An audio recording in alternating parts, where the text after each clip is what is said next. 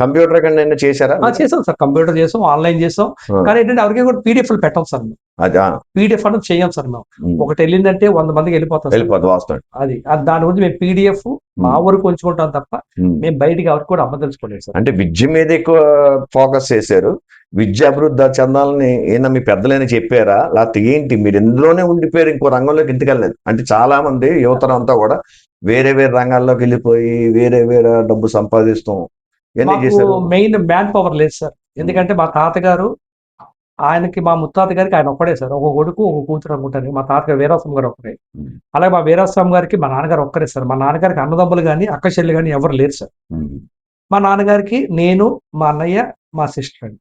అక్క కూడా ఈ మధ్యనే కాలం చేసిందండి. సో మా అక్క అంటే ఇంకా లేదు కాబట్టి ఇద్దరువై.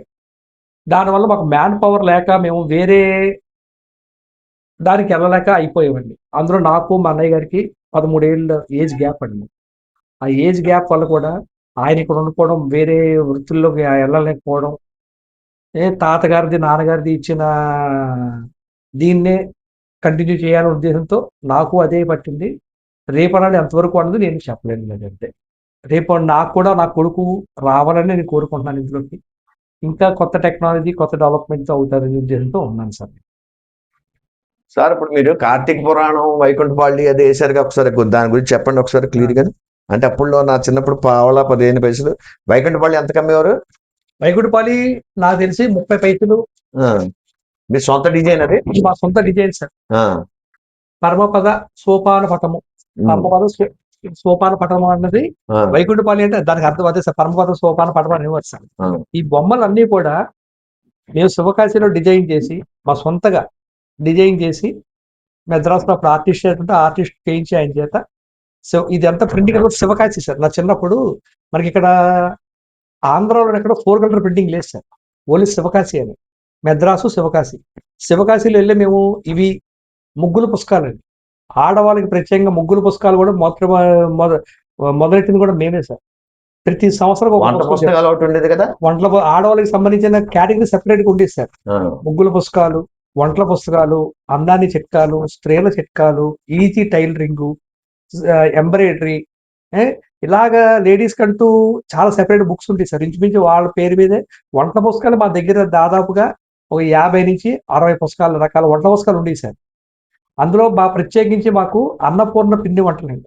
కార్తీక పురాణం నాకు తెలిసి 75 నుంచి 80 సంవత్సరాల నుంచి కూడా ఇదే బుక్ ని మేము ఇంటి చేసి అమ్ముతున్నాం సార్. మా చిన్న రాసింది కూడా ఇదే మధుల కృష్ణమూర్తి పట్నాయక్ గారు అని చెప్పి రాశారు. అదే బుక్ మేము ఈ రోజు కూడా కొన్ని 80 సంవత్సరాలు చెబుతున్నాం సార్. ఈ బుక్ ని ఈ రోజు కూడా ప్రత్యేకంగా వచ్చి ఇదే రంగు అట్ట. మా బుక్ ఏంటనంటే ఈ రంగు అట్ట అంతే. ఇది ఉంటేనే గొల్లపూడి అని అర్థం అండి. అంటే మా చిన్నప్పుడు మా అమ్మగారు చెప్పేవారు, కార్తీక మాసం వస్తే మమ్మల్ని పక్కన కూర్చోబెట్టుకుని కార్తీక పురాణం చెప్పేవారు. అవునండి. అంటే అప్పుడు లేకపోతే మా నాన్నగారు గొల్లపూడి వీరస్వామి కొట్టుకొచ్చి, లేకపోతే నేను కానీ తీసుకెళ్ళండి. అంటే అలాగే శివ పురాణం, విష్ణు పురాణం శివ పురాణం ఉందండి, విష్ణు పురాణం ఉందండి, వైశాఖ పురాణం ఉంటది. వైశాఖ పురాణం కూడా ఉంటది. కార్తీక పురాణం కూడా మా తర్వాత పబ్లిషర్స్ కూడా మమ్మల్ని బీట్అవుట్ చేయాలని చెప్పి ఇదే రంగు ఇదే అట్ట వేసి డూప్లికేట్ పుస్తకాలు కూడా వచ్చాయండి. కానీ ఏంటంటే మాది గొల్లపూడి వారి అని ఉంటది కాబట్టి ఆ పేరుని ఎవరు కూడా కాపీ చేయలేరు కాబట్టి ఆ పేరును చూసే జనాలు కొనేవారు సార్. గొల్లపూడి పంచాంగం కూడా ఉండేది కదా. పంచాంగం 40 సంవత్సరాల నుంచి మేము వేస్తున్నాం సార్. తంగిరాల వారిది మన టీటీడీ ఆస్థాన సిద్ధాంతి ఆయన పంచాంగం. ఆయన వాళ్ళ మెయిన్ పెద్ద అయినా దాని తర్వాత ప్రభాకర్ పూర్ణ సిద్ధాంతి గారు ఆయన కాలం చేసిన తర్వాత ఇప్పుడు వాళ్ళ తమ్ముడు ప్రసాద్ గారు మొత్తం 3 తరాల నుంచి కూడా మేమే పంచాంగం ప్రింట్ చేస్తున్నాం తంగిరాల. అదే అనేది ఇంకేదంటే నేను గత 5 ఏళ్ల క్రితం 6 ఏళ్ల క్రితం రాయగడ వెళ్ళినప్పుడు పుస్తకాల కొట్లు మాట సందర్భంలో గొల్లపూడి వీరస్వామికి వచ్చేవాళ్ళు ఉండి అన్నారు. ఓకే. రాయగడ ఒరిస్సా అదే సార్. ఒరిస్సాలో మాకు బరంపురం, భువనేశ్వరు, కటక్ ఇలాగా తెలుగు వాళ్ళు సార్ ఎక్కడ ఉన్నా సరే ఈ ఆంధ్రదేశంలో కాదు యావత్ ప్రపంచంలో కూడా ఈ రోజు కూడా మాకు యుఎస్ నుంచి, యూకే నుంచి, ఆస్ట్రేలియా నుంచి నేను పంపించిన ఉన్నాయి సరే పుస్తకాలు. కార్తీక పురాణాలు, లలితా విష్ణు సహస్రనామ స్తోత్రాలు, వైభవలక్ష్మి పూజా విధానం ఈ రోజు కూడా ఆ పుస్తకాలే మమ్మల్ని ప్రత్యేకంగా అడిగి కూడా మా దగ్గర కొట్టారండి. ఇప్పుడు మీరు చేసింది ఎలా ఉందంటే ఇప్పుడు చెప్పేది అప్పుడు చేసింది కూడా మీ తాతగారు 1900, 1800 శతాబ్దంలో పుట్టారు. అంతే సార్. తాతగారు అప్పుడు స్వాతంత్ర పోరాటం గురించి మన రాయబారి చాలా గట్టి పోరాటం జరిగింది. మీకు తెలియని విషయం ఏంటంటే ప్రపంచం మొత్తం మీద ఎక్కువ మంది మహిళలు స్వతంత్రం కావాలని పోరాటం చేసినాడు మన రాయమండ్రి, ఓకే. మన ఆర్యవేశ్యులు కూడా. కానీ అలాంటి టైంలో మీరు విచిత్రంగా అసలు పుస్తకాలు మొత్తం డైవర్ట్ చేశారు మీరు. మాదంతా కూడా ఆధ్యాత్మికంగా ఎక్కువ వెళ్ళేవాళ్ళం సార్. జనాలు వినోదాత్మకం అంటే స్టేజీ నాటకాలు, బుర్ర కథలు, నాటకాల పుస్తకాలు కూడా ఉండి కదా మీ దగ్గర. ఉండియండి. బుర్ర కథలు, తోలుబొమ్మలాట అంటే తోలుబొమ్మలాటలు కథలు ఉండి కదా, కానీ బుర్ర కథలు, ఏకపాత్ర అభినయాలు ఇవన్నీ కూడా మేము చేసేవాళ్ళం సార్. కానీ రాను రాను ఇవన్నీ కూడా అప్పుడు పుస్తకం ఎంతగా ఎవరండి? కార్తీక పురాణం, కార్తీక పురాణం నాకు తెలిసి అయితే రూపాయి ఉండేది సార్ నాకు బుక్. వైకుంఠపాళి ఎంతగా ఎవరు? వైకుంఠపాలి 30 పైసలు అలా ఉండేది. ఇప్పుడు ఎంతగా అమ్ముతున్నారండి? ఇప్పుడు వైకుంఠపాలి వచ్చేసి 15 రూపాయలు రేట్ ఉంటుంది సార్.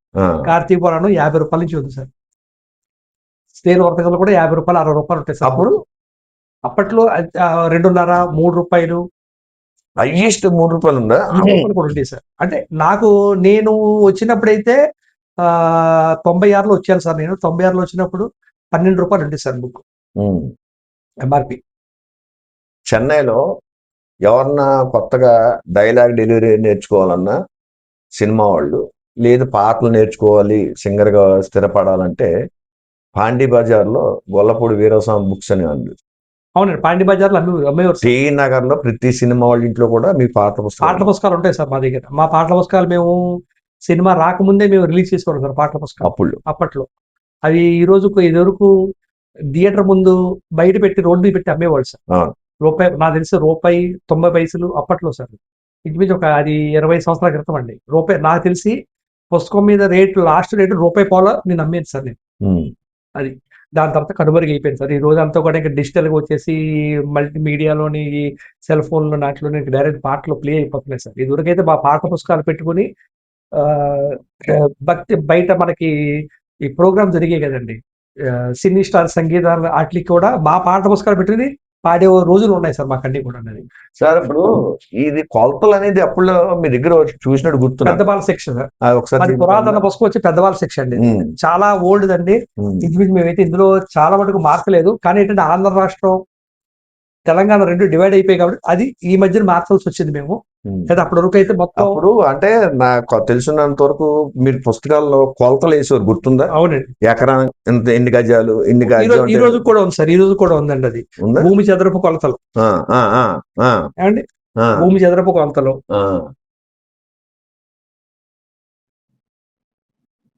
చెప్పండి ఏమండి. అలాగే ఘన పరిణామం అంటే మన భూమి చుట్టూ కొలతలు, వస్తువుల సంఖ్యామానము, మార్పిడికి గణాంకం, పొడవు కొలత, బంగారు తునీకములు, ద్రవమానము. అంటే మీరు భాష కూడా మార్చలేదా?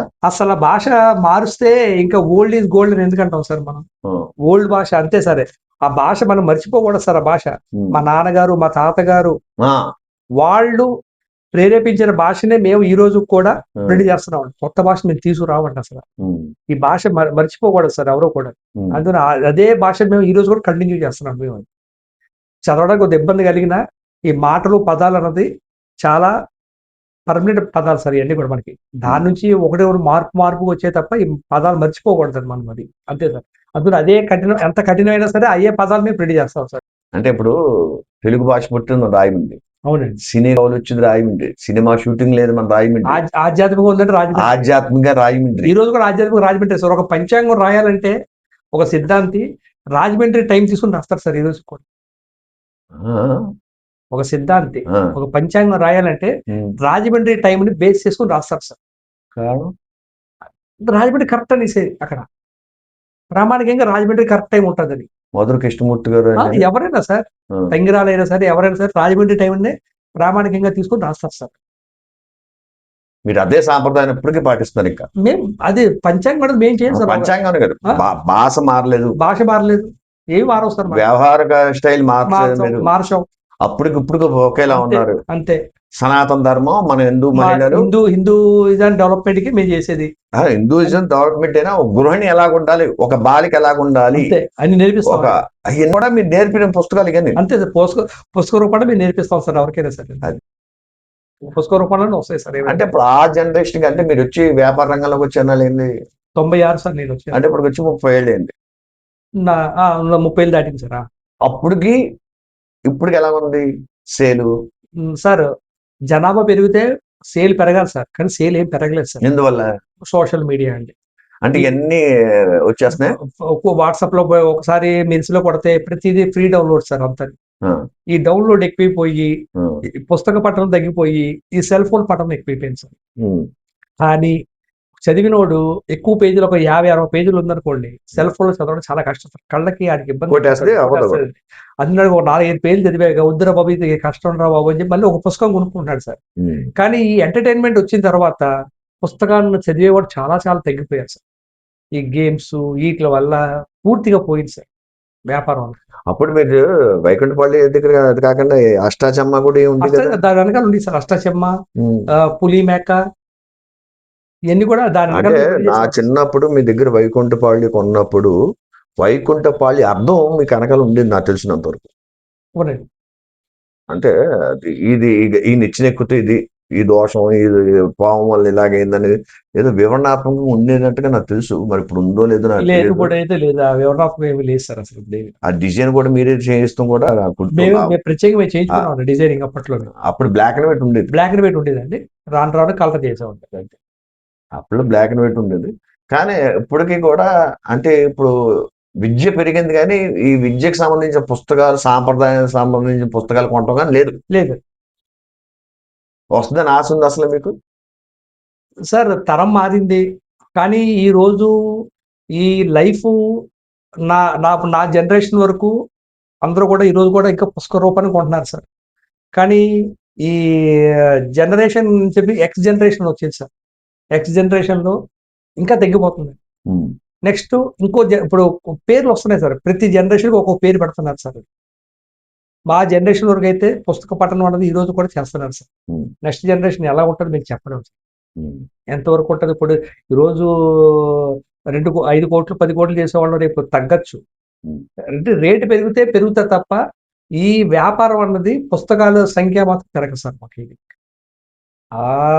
దేశే రేటు పెరిగితే మా అంటే వేరియేషన్ అంటే అప్పుడు అంటే 100కి 100 మంది కొనేవారు అప్పుడు పుస్తకాలు. మీ తాతగారి టైంలో 100 కనీసం 9 మంది కొనేవారండి. తర్వాత ఇప్పుడు 75, 60, 50, 40 కూడా వచ్చేసింది సార్. అందులో 40 మంది కూడా కొనట్లేదు సార్.